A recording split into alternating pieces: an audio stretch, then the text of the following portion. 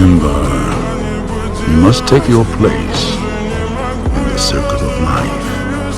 I can't. You must remember who you are, the one true king.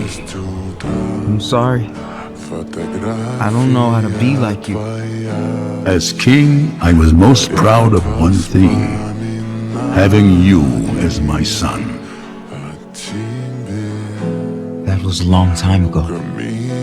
No, Simba. That is forever. Please, don't leave me again. I never left you and never will. Remember who you are. And so, I ask again, who are you?